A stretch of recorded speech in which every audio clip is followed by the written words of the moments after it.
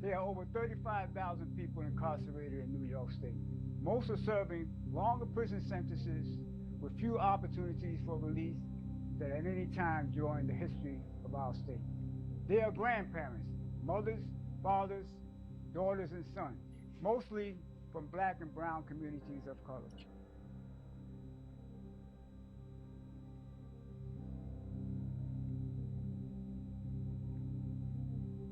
During years and decades of incarceration, many people acquire college degrees and create and participate in therapeutic programs that helps them develop insight into the harm their actions cause and take full responsibility. Yet in spite of even the most extraordinary examples of remorse, rehabilitation, and transformation, the New York State parole system routinely denies parole to most of the people appearing before them. Many others are serving death by incarceration sentences. They won't live to see a parole board. We must change this system of perpetual and permanent punishment.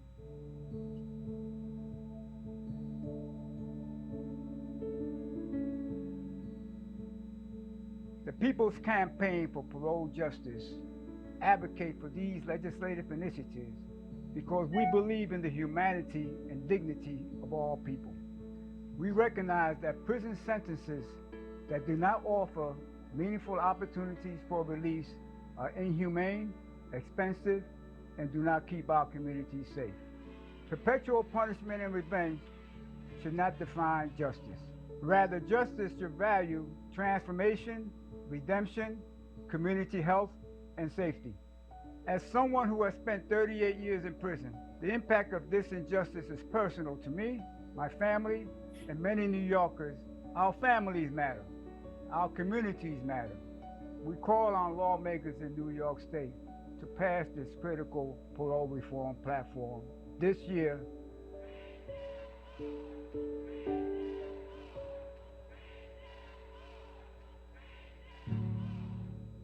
But go to Roland.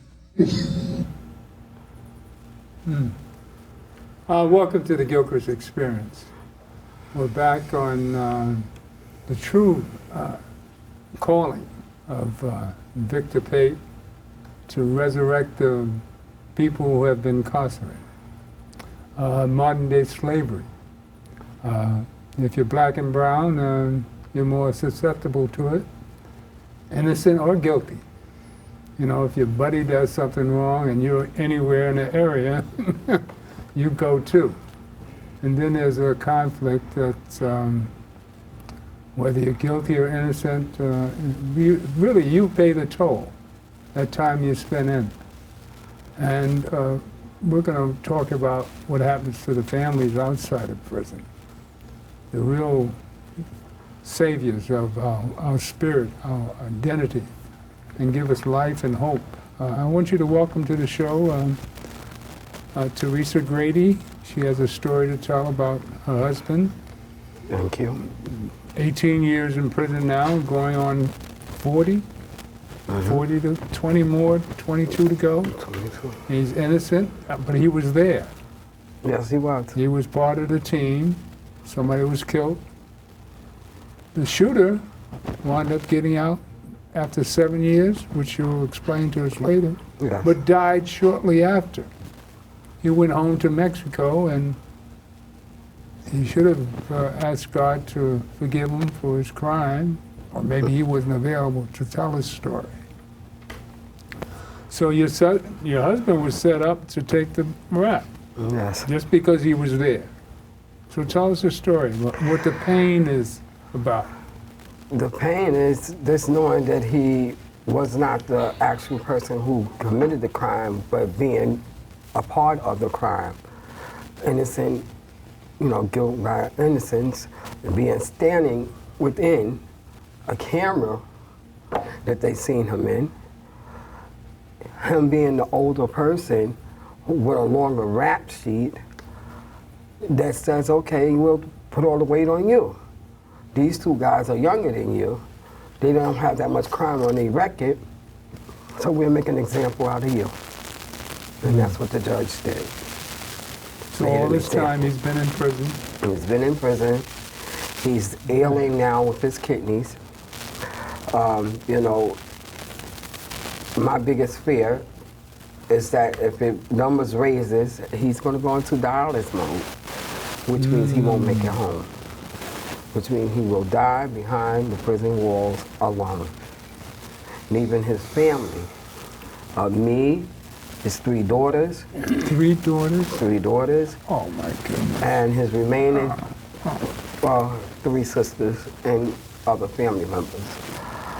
I'm like the rock because I deal with all the pain, the anguish, his and mine.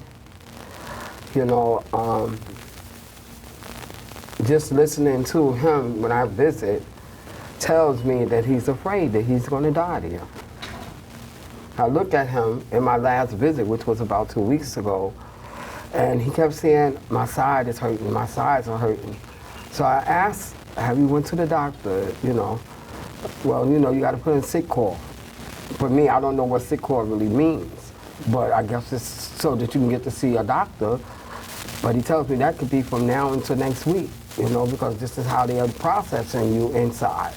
Mm-hmm. You know, for me, I can go to the doctor when I call my doctor, right. You understand? But for him, he can't. So you have to lay here and linger in this pain until they decide, or until they walk into your cell and find you dead. And that's the horror of him being inside. So at this time, I am advocating through RAP, because I'm a community leader with RAP. I advocate for him some clemency, medical clemency. Mm-hmm. And I've been with RAP approximately 3.5 years now. Okay. All this time?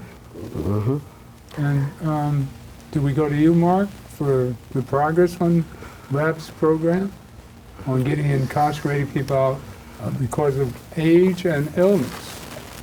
Is that your purpose? That's part of it. First of all, we are currently advocating to have 2 bills passed: fair and timely parole, and the other bill is elder parole. Elder parole, just a brief recap, would provide an opportunity for folks like Teresa's husband, who are age 55 or older, who have done 15 or more years, or at least 15 rather, to have an opportunity to be considered for parole release. It's not an automatic release, not an early release, which, by the way, for the audience, there's no such thing in New York. In New York, if they give you 10 years, you're going to do every day of it. There's no such thing as early release. Behavior? There's no such thing? There's no such thing as early release. You will be released at the scheduled time, period, point blank, in the state of New York. In other states, they may have such a thing, but that is a common misconception. In New York, there is no such thing as early release. You will not be getting out early ever. Okay. And just to reiterate, for the fair and timely parole, that is basically to restore the parole mechanism to its actual and only purpose, which is not one of punishment, as they so often misconstrue, as they did in the case of our founder, Mujahid Fareed, myself, and many others. It does not remove consideration of an individual's crime, but it does level the playing field in the sense that that is, or would be, considered amongst every other thing, you know, and the critical component of the fair and timely bill is whether this person is a current risk to public safety, not what they did 20, 30 or more years ago, but is this person a current risk? You know, just to kind of frame that a little bit, it's as if somehow the parole board thinks that, like, time stopped when a person committed a crime and that person could never change from that point on. But there's no such thing as a crime gene. That's been scientifically determined. No one is born a criminal, right? And we all know the phrase about pressure bursts pipes. It also makes diamonds. There are a lot of folks under the pressure of doing that time in the most toxic environment imaginable who've done some amazing, outstanding things. I myself may be an example, but only that. I'm not a unicorn in that sense. No, Malcolm X. Exactly, and I was thinking about that last night as I went to sleep, thinking about this program today. I even watched a couple of old shows, and someone mentioned his name, and I said, that's exactly what happened to myself and many others. Can you get the education that Malcolm got in prison? Well, I mean, think about it. Malcolm was what you call autodidactic, self-taught. Yeah. Right? Myself, Victor, so many others have gone through the same experience. And self-taught. Not because you were in there, right?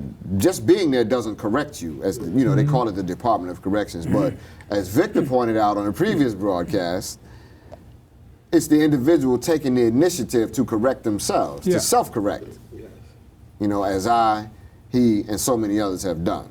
And I just want to say before I turn it back over, I'm honored once again to be sitting here in your presence, right? I've added you to my list of personal heroes, right?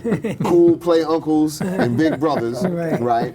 That I have looked up to for years, right? Many of whom you've had on this show, like Dr. Ben, Leonard Jeffries, Professor James Small, Gil Noble. Now, you've had some giants on here. Right. And I'm honored to be sitting where they sat. Oh, thank you. 25 years. Victor, you've been here 20 of them. No, don't stop saying it. I ain't been here that long now. 15? About 15, yeah. Okay. Yeah. And you always bring these jewel gems of injustice in our system. Well, I thank you, you know, for having this platform, for giving us we're this. At NAN, that's our follower. I'm following, you know, Reverend Sharpton. I've been in Reverend Sharpton for 25 years. Oh, okay. So this is a calling for me, you know, and I've been in the studio 25 years, man. And we're closing down in September and moving to a new space. This September? This September 2nd, next week. This is August 31st. Friday? This will be broadcast next week. Okay. So, and So this the is next the time we first do this, we'll recorded. be in. I usually go live. You usually see me live. So the next time we have another segment, we'll be in the new place. No, that's October. October. Yeah. Okay. And I don't know sure of the date. But give us what you're doing lately. Well, You're working with guess this team here? Yeah. And well, you of course you know previous broadcasts at the time we were doing the solitary confinement bill, which we got passed already, and now we're actually in the implementation phase. So we have kind of sort of like switched out trajectories in terms of the actual work that we do, which is actually supporting our colleagues and our comrades and the other coalitions who are still fighting to get their bills passed, who have been very supportive of the HALT campaign and worked with us like they work for their own campaign. So now we are actually, you know, in our implementation phase, but we also would like to support our colleagues and our comrades in what they're doing. So a lot of our work now is supporting the other coalitions, the other campaigns who are still working towards getting their bills passed and showing up for them and helping them move their goals to the point that they need to have their bills passed. You know, we're working on a few other things in the campaign, more or less our implementation of our bill, which is really giving us a lot of problems right now because, you know, no more, no less to be expected with docs. They never want to do what they're supposed to do when they're supposed to do it. So you have to find a big stick to beat them over their head to make them do what they're supposed to do. So, of course, our bill is, you know, it's being implemented, but not being implemented effectively and fully. So we've taken a lot of focus on that in meeting with various officials to see if we can move this process along a little bit further, you know, and, you know, paying attention to everything going on Rikers Island, you know, the horrors that's happening there. We have a bill pending now in the city council to end solitary confinement, which should actually be ended already because our bill was passed and it was applicable to state prisons as well as local prisons. Rikers Island is a local jail, but they have not ended solitary confinement. So we now have a focus on them. I thought they did. They have not. They have. They passed the bill. Let me explain that. So what has actually happened with Rikers Island, they have transformed somewhat solitary confinement. They have not ended solitary confinement. And the vehicle and mechanism by which they have transformed it does not conform to what is considered a reform. This is what they did in terms of interpreting how they see an opportunity to punish people, because that's the only thing solitary confinement serves as punishment. They have scaled down a lot of things that they used to do that they don't do anymore, but it's still solitary by any other name, and just change the name. So now we have a bill pending that is being sponsored by public advocate Jumaane Williams to have them ended. That's practice right. and implementation. Well, you got a good advocate right there. But like I Jumaane. say, I want to support our colleagues. So this is where we put in a lot of energy now. Well, let's go to this other role in number 2. This is, I forgot the title. What's the title that we ran 2015? Oh, the nature of the crime. The nature of the crime. Now, this is interesting.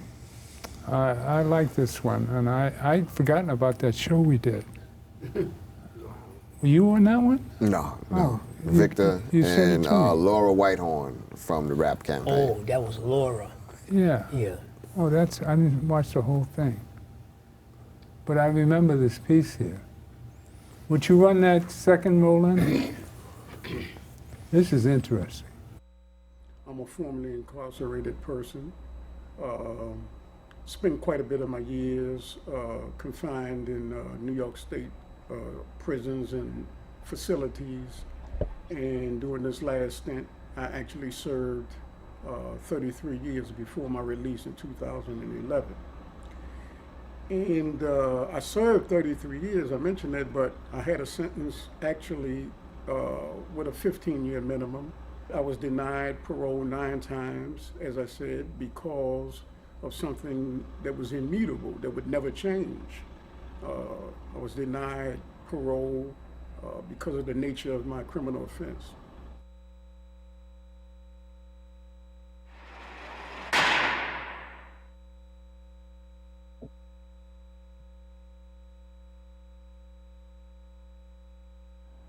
When I appeared before my first parole board in 1993,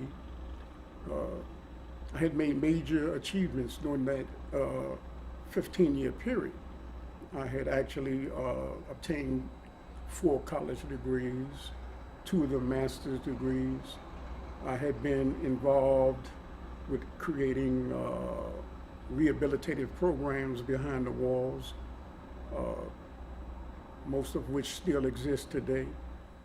Fareed's story is not unique. He is a victim of a system of mass incarceration in which 1 in every 35 people in the United States is in prison on probation or on parole. That is the highest rate in the world. Of course, some are more likely to go to prison than others. If you are a black male, for instance, there is a 1 in 3 chance you will be imprisoned at some point in your lifetime. The other important part of this story is something called indeterminate sentencing. Those without a definite number of years in prison. You could get 3 to 5 years, 10 to 20 years, or, like Fareed, 15 years to life. For many of those people, getting out of prison before their maximum has proven to be a daunting task. So the notion of an indeterminate sentence was to assure that someone convicted of a crime would serve a specified period of time in prison for a felony crime, and that at the end of that period, he or she would become eligible for consideration of release. So who's going to handle whether or not a person gets release? We call it the parole board. The parole board is made up of a maximum of 19 people and is charged with denying or granting release to the tens of thousands of incarcerated people with indeterminate sentences who have reached their minimum sentence or who were denied parole 2 years earlier. Though today indeterminate sentences are mostly reserved for those convicted of non-violent felonies, until 1998 those convicted of violent felonies were also likely to receive an indeterminate sentence. So increasingly, the pool of people appearing before the parole board is made of those with long, indeterminate sentences handed out for violent offenses prior to 1998. Until 2011, Fareed was one of those people.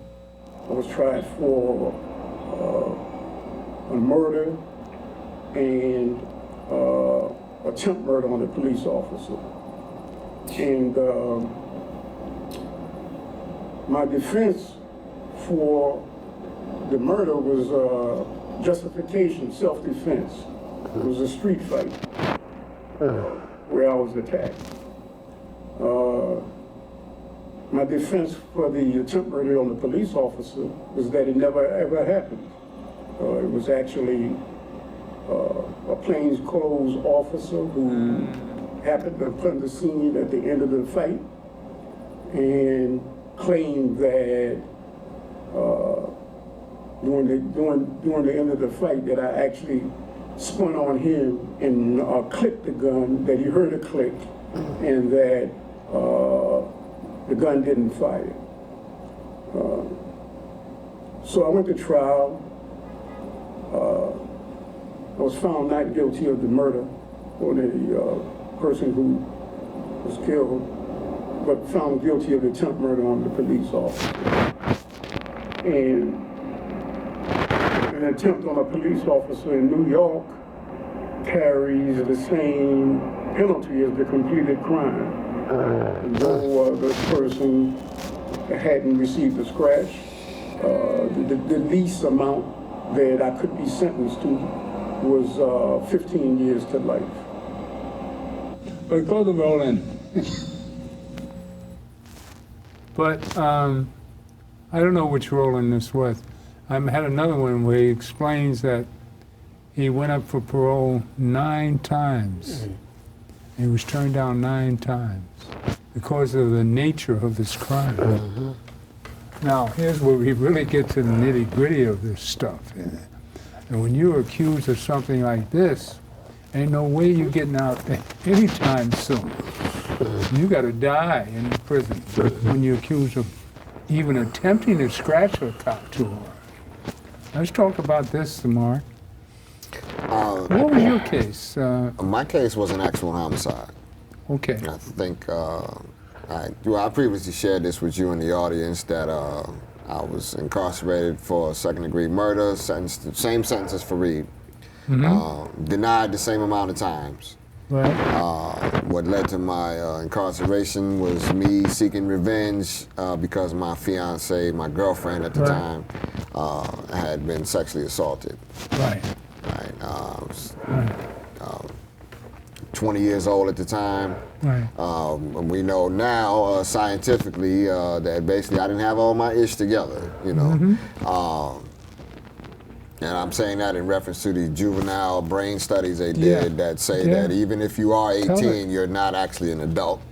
That the wiring and whatever needs to come together in the human brain for you to reach functional maturity doesn't actually take place till your mid to late 20s. So I was basically still a kid. But you're a product of your environment. Oh, absolutely. And that environment dictated that violence was the ultimate measure of respect. Right.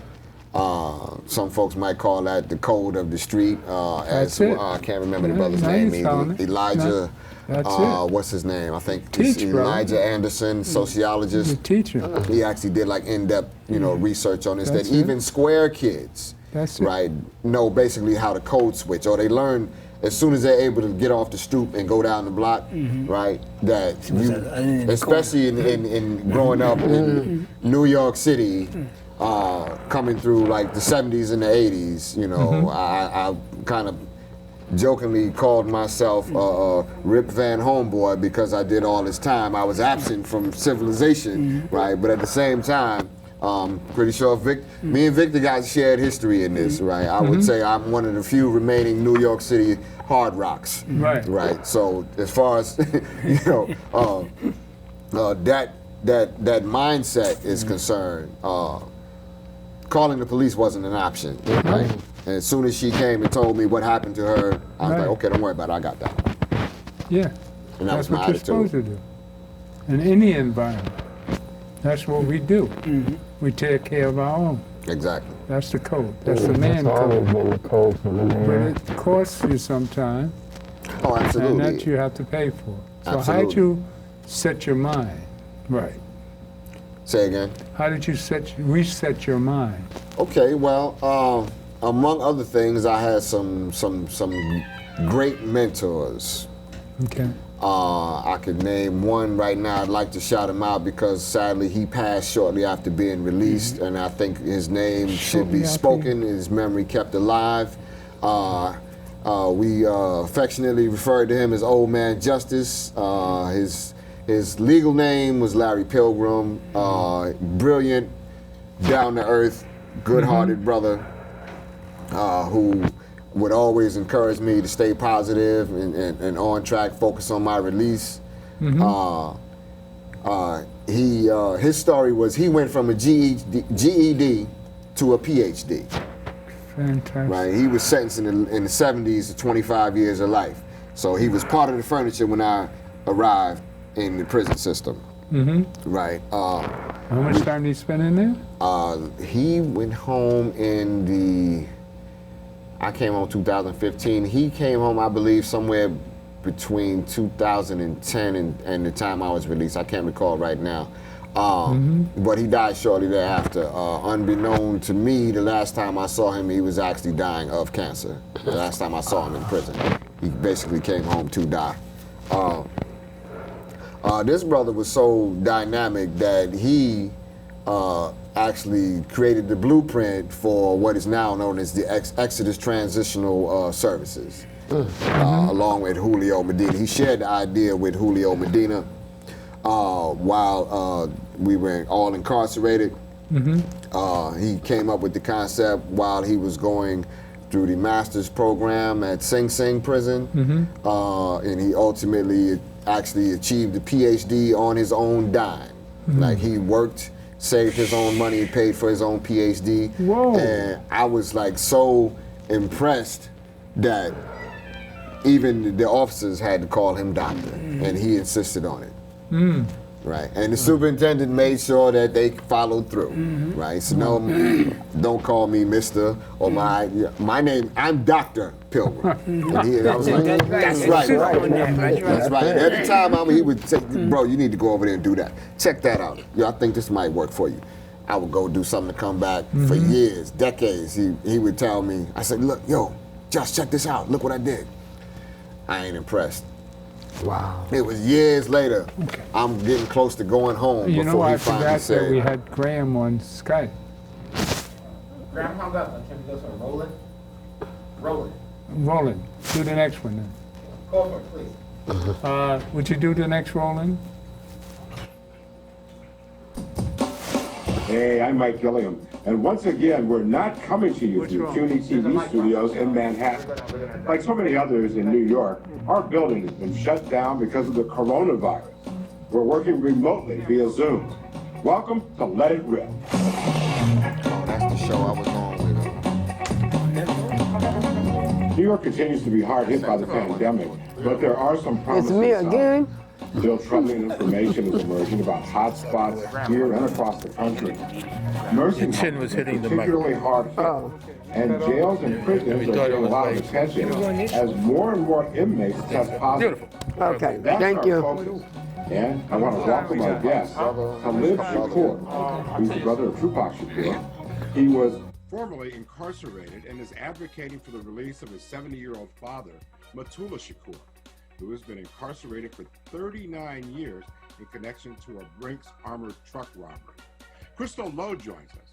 She's advocating on behalf of her husband, who's in Rikers right now. And Mark Shervington is the statewide community organizer for releasing aging people in prison. Welcome to all of you. Now, a video was recorded inside a federal prison in eastern Ohio where a coronavirus outbreak killed 3 inmates and infected dozens of others. It shows inmates lying on beds very close to each other and no social distancing. I want to take a look at that video and we'll talk about it a bit on the other side. Damn. You want me to go get the police? Huh? No. What have you done?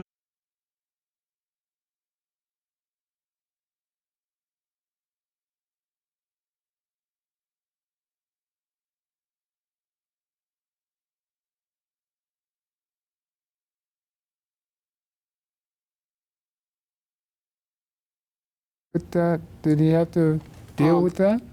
He never got sick, but he was there during the time. The families were locked out for a total of 4 months. So we had no idea really what was going on within. They talked to us, they wouldn't give them the 30 minutes on the phone, they cut it to 15 minutes, basically telling them, you can't talk about what's going on here.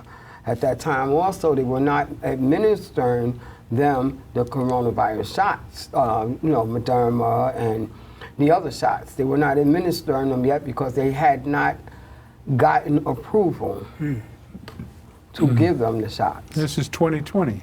2020. In September, if I'm not wrong. We were locked out, couldn't do nothing about that, Last packages went in, had to go in by mail, not by us. So, they were going through a lot in there. A lot of sick people were around them, constantly, every time you raised up, it was someone's going into the hospital, someone has the virus. They weren't allowed to have hand sanitizers, which the prisoners made. The prisoners made the hand sanitizer you see out here in the city today, especially in the transit and on the buses. They have hand sanitizer that was made by prisoners in jail. But these incarcerated people could not use it themselves. Were given a bucket with bleaching water every few days, not where they can use it on a constant. So if you, or let's say a CO came past your cell and grabbed your cell door, you're risking yourself because COs were constantly being sick with COVID. Constantly. The COs were getting COs. When they How did, about the prisoners? The prisoners too, those were the Okay. ones that were winding up going into the infirmary, and some died and some they shipped off to the hospital.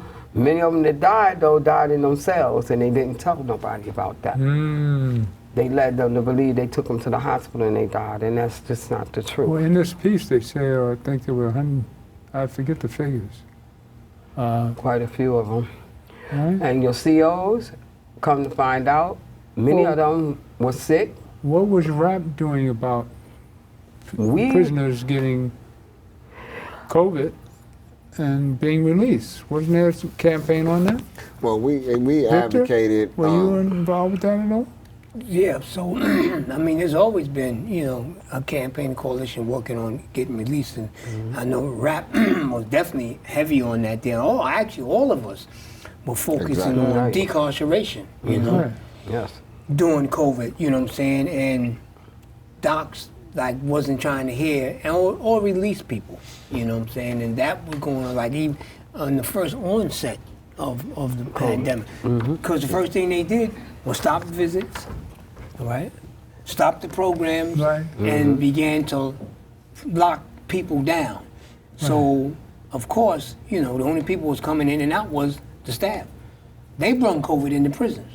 They was, I kind of saw like they was inoculated at first. Visitors couldn't possibly been the ones. The only people coming in and out was the staff. Right.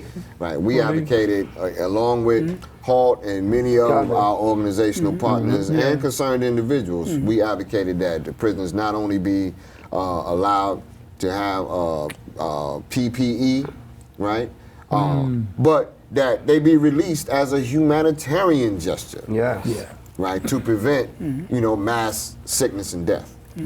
And the other thing, that they didn't have masks and all that stuff there. There were people that were willing to donate masks family members for the people that were incarcerated, and the doc would not even accept it. They wouldn't allow people to bring donations of masks to the people that were inside when they wouldn't even allow them to have masks. Exactly. So they contributed to it. We civilians went through mass madness. My wife and I, we were going through renovation. So the building's been renovated, and we got all this drilling in our ears and all sorts of pollution. Worrying about all kind of things. I can't imagine being in prison and worrying about this. It was a death And your husband went through what? He went through a lot of it. He also lost a sister and a brother-in-law during COVID. They moved from out of the apartment that they was in 40 some odd years into Co-op City. Within less than 2 months, they died of COVID. Whoa. And for him, How's was that? just, How's that? we want to say that we believe the furniture people that moved the furniture in for them may have been sick because they had been tested prior to. And they were not positive in any shape, form, or fashion. But less than 2 months later of them getting this furniture in their apartment, they both fell ill to COVID. COVID took both of them out exactly 2 weeks after each other. So what do The you do? funeral service that we had was horrible. Well, you got some stories with you. Boy. Yeah, I have a lot on God. me. But I try What to keeps stay you strong. sane? God, Oh, amen. first things That first is keeps us all God. sane. What's the hum? Graham's back. I'll Ah. try. So, you know, that's why I try to keep him in the circle with God, you know. I tell him all the time, just keep talking to God. If you can't talk to nobody else, yeah, they may think you're a little crazy because you're in there talking out loud to God. But that's what you do. You give God it, and he'll work it out.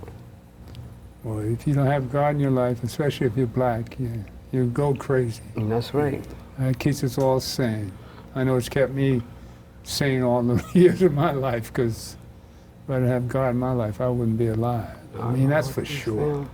Now, I just went through some changes recently. I turned 80 and I got sick exactly a month after my 80th birthday. Oh, wow. And I've never been sick in me. I'm Superman. I fly through any desperation. I'm surprised. I know why I'm still here. My mother's spirit's on my should. And I always knew God was real. But this was. Can I just give a little homage to some of our legislators who took the reign from rap to go into these prisons, to visit these incarcerated people, to see what they were dealing with behind the wall during the COVID. Some of them were so brave. Salazar, she went in. She took some of her colleagues with her inside to different prisons, you know, to see what they were going through in there and why they weren't allowed to have masks. They told them if they used a T-shirt to make a face covering, they would get a charge. So what did you want from them? How was they to go, especially those who had to go to medical on a daily?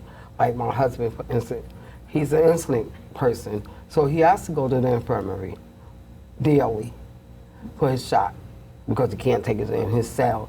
They were not trying to bring it to the cell. So how do he get from the cell to the infirmary if he can't cover himself?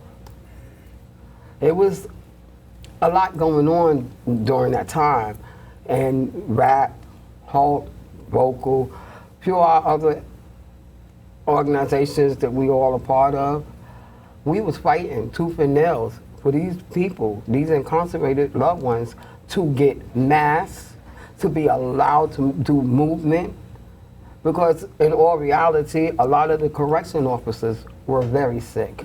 And I say that because we had one who told us when they let us back in, oh, I've been sick 3 times with COVID. And all the time he was on duty. She just reminded me of some of the more horrific. Graham, are you there? Yeah, I'm here. What part of this did you hear?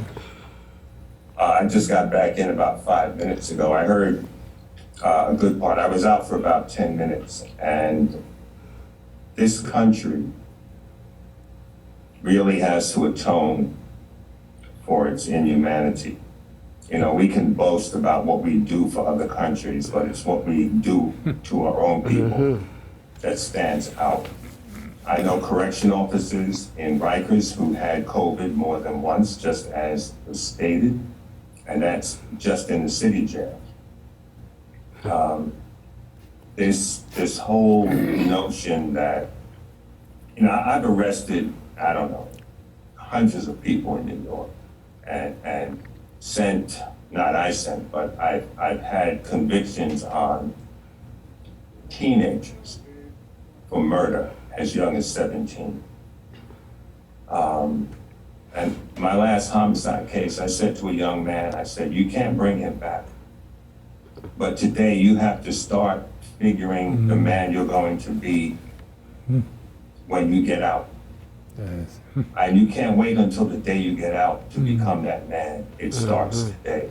And he was 17 going into state prison at age, he got 17 years. And he was 17 years of age when he was sentenced. We have so many problems in the community that are not being addressed. The family network has totally broken down, and that was systematically done. Taking the man out of the home in order to get a check, special ed programs, bastardizing children and declassifying them as attention deficit disorder and all kinds of stuff, and then prostituting those young folks with their parents, threatening mothers that if they don't put their kid in special ed, that they will be taken to court by ACS. And then the child gets no education, and by the time he's 16 or 17, he's on the street. We really, as Dr. Jeffrey says, we have to critically and analytically look at what's systems analysis. Systems analysis. We know that, Winston, when we were growing up, we had strong communities and we had strong families. Snitches don't get stitches, they get less time. I'm gonna say that again. Snitches don't get stitches, they get less time. You're not a snitch unless you're involved in the crime. A close friend of mine, his son just came home. He did a 5-year bid on a homicide. He just came home, and I've known this young man since the day he was born. Wow. And I have my own questions with regard to the trial. I sat in on the trial, and I testified on his behalf. But he got 5 years. 5 years?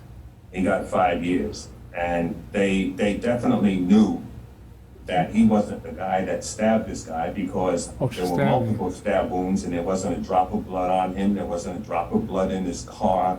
Nothing to tie him to the victim other than the fact that they had had a fight earlier that night. And there's no way in the world you can stab somebody multiple times and not have blood on you. I've arrested people specifically on the blood splatter on their shoes and on their clothing, tying it to the victim, but he got 5 years. And he came home last month, and thank God he was able to get a job, and he's back on his feet. But most brothers and sisters coming home, they don't have that chance. They don't have a support system. This is a recent case? Oh, yeah, he just came home last month. After 5 years? After 5 years.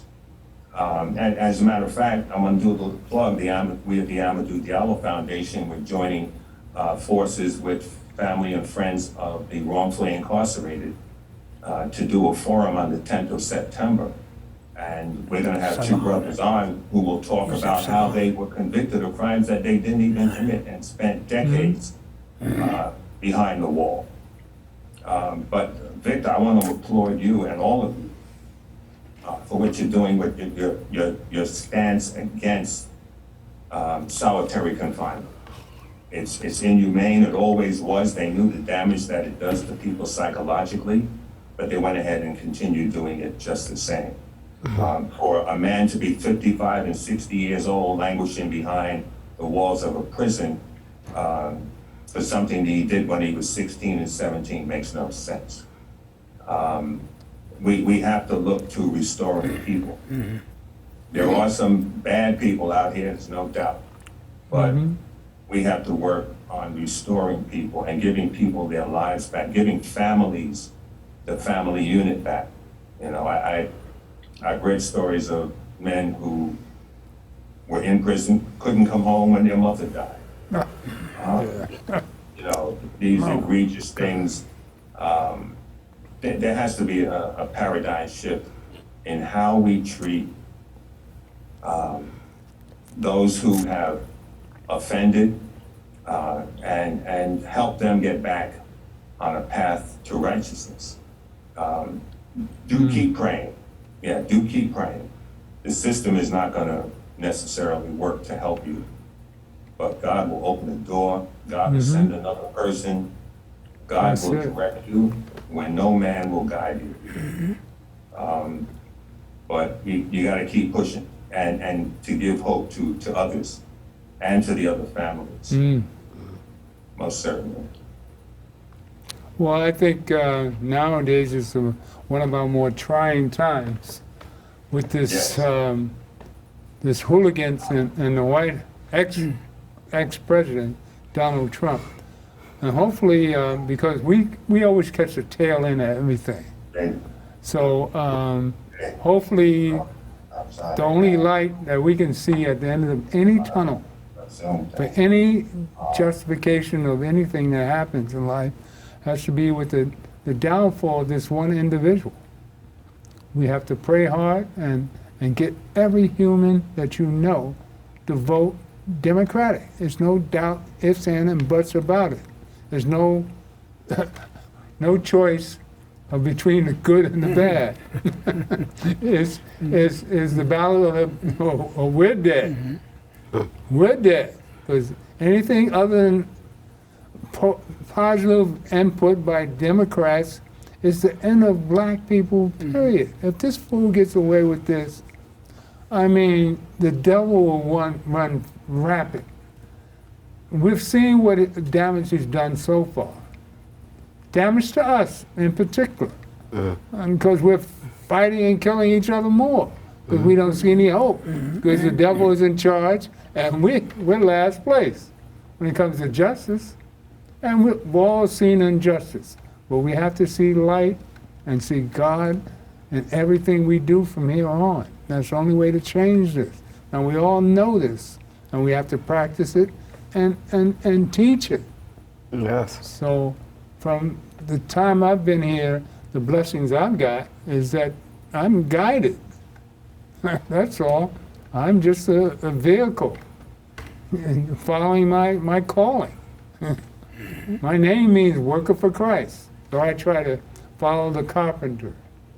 As Reverend Warren said last week, you have to take it seriously to be Christ-like. You know, there's a challenge to utilize the human kit. We all given to God and the devil, and we all know the devil in us. We all got one. It's shown up plenty of times to protect us, to challenge our manhood, as we take care of our people we love and care about. And this is what happens to all of us. We're all challenged. I know many a day, the first time I tried to actually hurt somebody, I mean, I wanted to kill this guy, he was calling somebody else nigger. I got upset. I don't know, maybe I inherited that from your generation. I recall there was 3 things you could not say without receiving some free dental work and when I was growing up. Yeah. Right? In order, it was your mama, nigga, and boy. And you only got to want it with boy. And that was our manhood.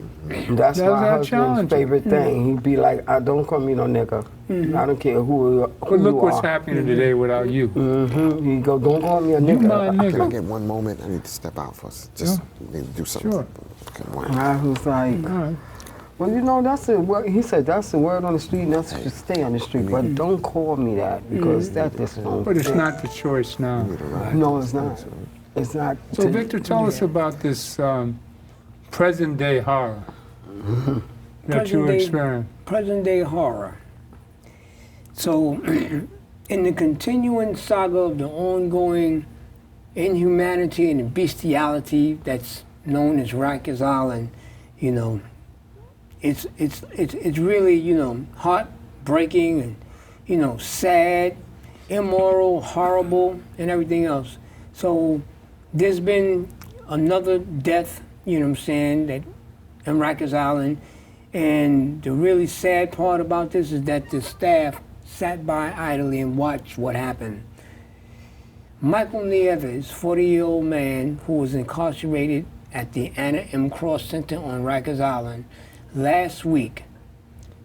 Mental health diagnosed with a mental health issue in the mental health unit was watched by no less than 3 correction officers, 1 a captain and 2 correction officers, as he slit his throat. And they stood outside of his cell and watched him commit this act. And to add further injury to insult, they watched him as he bled out in his cell on the floor for 10 minutes before they did anything or notified anyone. We just received word that this gentleman passed away yesterday as a result of his injuries. And it's a continuation. There's been 26 or 27 deaths between last year and this year on Rikers Island alone.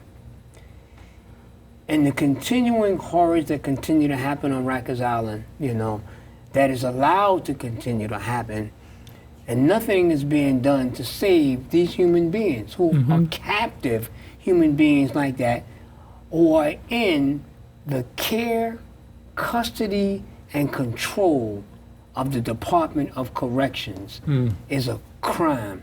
It is And not criminal. convicted of a crime. And it is and They not are convicted. awaiting That's crime. right. And not Awaiting convicted. trial.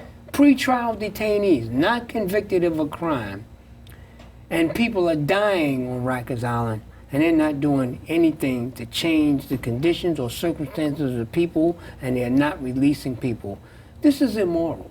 This is really, it's criminal. You know what I'm saying? What comes to mind for me, 2 doctrines, right? One, the UN General Assembly have a document that's called the Minimum Standard Rules of the Treatment of People in Prisons and Jails, and the other one is Universal Declaration of Human Rights. Both of these 2 documents have a specific clause that says nobody should be treated inhumanely, nobody should be subjected to solitary confinement and torture. Specifically says that. These are doctrines that have laid out specific guidelines with which our fellow human beings are to be treated if they have to be unfortunate to wind up in our prison and jail. And on our watch, these very same doctrines are being violated and accepted.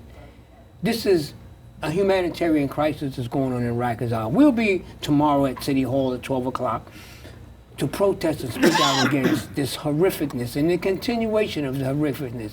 And the really strange part about this, Rikers Island was given extension of time for them to reform the conditions and the treatment of the people that are being held on Rikers Island until November by a federal judge. Another extension of time for them to change the conditions on Rikers Island. Nothing has changed. 50 years ago, I was on Rikers Island. It was bad then, and it's worse now. You would think that something would have changed.